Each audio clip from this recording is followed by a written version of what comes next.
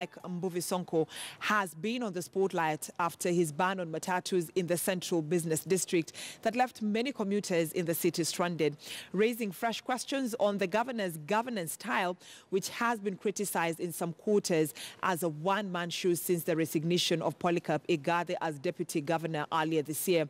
But would things be any different in the capital had Sonko picked a deputy?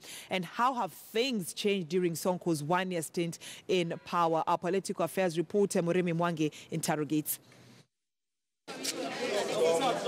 Widely viewed as a marriage of convenience, this rather unusual pact starring a politically defiant self-made politician and a career bureaucrat had raised weighty questions on what lay ahead for the city under the sun.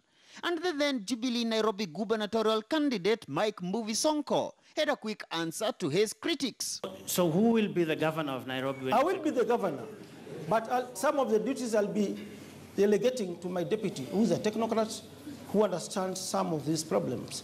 I will be in charge of the political administration side of running the county affairs. But it has been 324 days for Sonko without his would-be technocrat deputy since the resignation of Deputy Governor Polycarp Igade.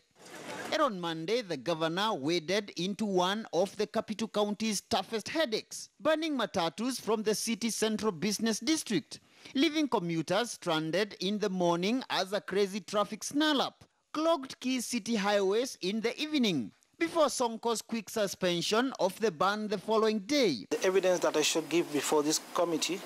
But Sonko's administration style is already on the spotlight, beginning with the Senate Public Accounts and Investments Committee queries over Sonko's alleged casual sacking of county ministers. Mr. Alan, CC Finance, I renewed his contract.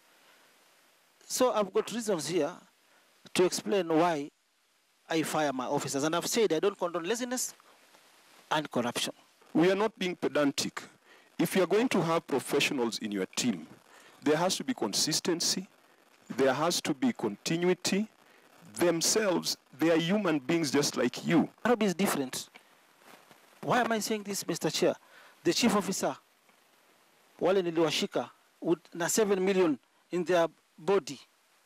Walikuwa wamevaa bulletproof underwear. Money all over. I laid a trap. I personally arrested them. The self-made politician, however, believes he deserves some credit for digitization of the city revenue collection, which he insists has reduced corruption in the county. And this city beautification program colored by such flower beds on key highways heading out of the city. I have never, ever used a coin from the public office or from the taxpayers' money for the beautification process, for the beautification program. You've taken an oath. Yes. You are saying before Parliament that you used your money as Governor Sonko. I have used my resources because Nairobi is in my heart. Former Nairobi Speaker Beatrice Elachi in June rejected the governor's choice of controversial deported lawyer Miguna for a deputy. Since then, Sonko has not showed any intentions of getting a deputy. He's the governor by virtue of Kenyans, Nairobians, 800 plus citizens who woke up very early in the morning to vote for him and his deputy. So he's not doing them a favor in any way by appointing deputy governor.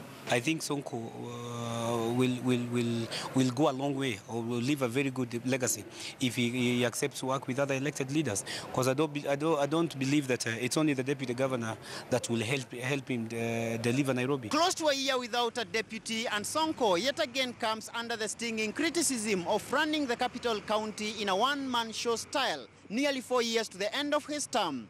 Murimi Mwangi, KTN News in Nairobi.